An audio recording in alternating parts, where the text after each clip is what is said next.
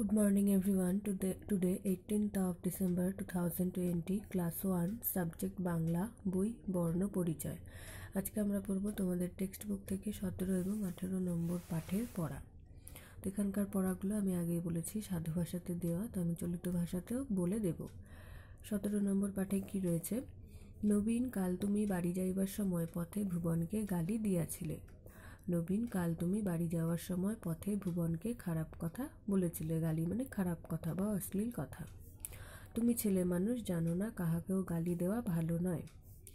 তুমি ছেলে মানুষ জানো না যে কাউকেও গালি দেওয়া ভালো নয়। আর যদি তুমি কাহাকেও গালি দাও আমি সকলকে বলিয়া দিব।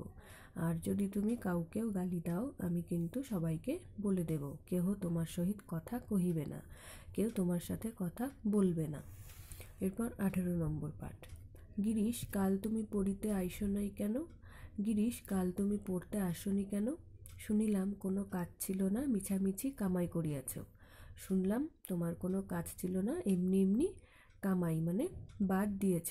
সারাদিন খেলা করিয়াছ, সারাদিন খেলা করেছ। রোদে দৌড়াদৌড়ি করিয়াছ, রোদে দৌড়দৌড়ি করেছ। বাড়িতে অনেক উৎপাত করিয়াছ, বাড়িতে অনেক উৎপাত করেছ।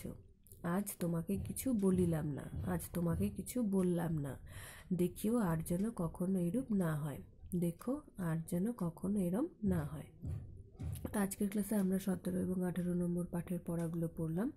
এই পড়াগুলো তোমরা কিন্তু বাড়িতে খুব ভালো করে পড়বে আর মুখস্থ করবে। এরপর আমি এখানে কিছু বাংলা বানান দিয়েছি, এগুলো অভ্যাস করবে। কামাই, কয়াকার ময়াকার রস্যই কামাই। উৎপাত, হ্রস্ব খণ্ডত পয়াকার ত উৎপাত। সুবোধ, দন্তস্বয় রস্যু বয়কার ধ সুবোধ। গোপাল, গয়কার পয়াকার ল গোপাল। নবীন, দন্তনা বয় দীর্ঘি দন্তনা নবীন। Thank you.